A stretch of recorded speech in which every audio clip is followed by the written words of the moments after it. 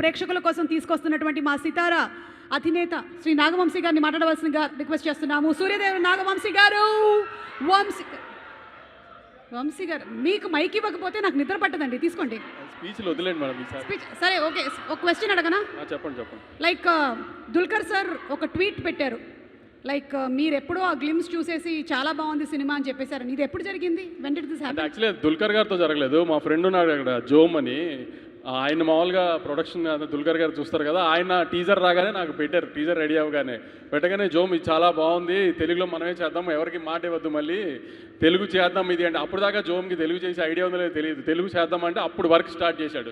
అంతా sir, because of him we couldn't get a bigger opening sir. Because of Jome's delay and Jome's laziness only, we couldn't release properly also. Thank you, Jome, actually for trusting me and giving the film, but you gave me a very good film to say that in my distribution thing, I have distributed a superhero film with, sir, but this is a very big bad name we got, sir, because you have made such a big film with such a small budget, and why are you guys...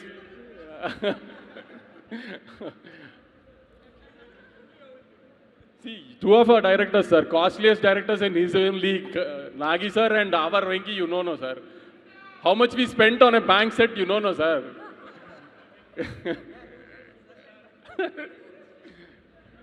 so ఇప్పుడు cinema చూసిన వాళ్ళు చాలా మంది వచ్చారు, చూడని వాళ్ళకి వంశీ గారు as an audience ఏం చెప్పాలనుకుంటున్నారు? ఎందుకు చూడాలి?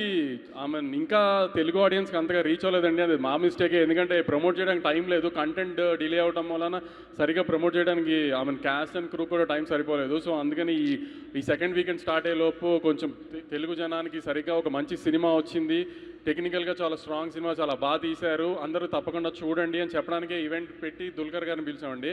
చాలామంది తెలుగు ఆడియన్స్ ఇంకా చూడలేదండి, దయచేసి చెప్తున్నాము, ఖచ్చితంగా చూడండి.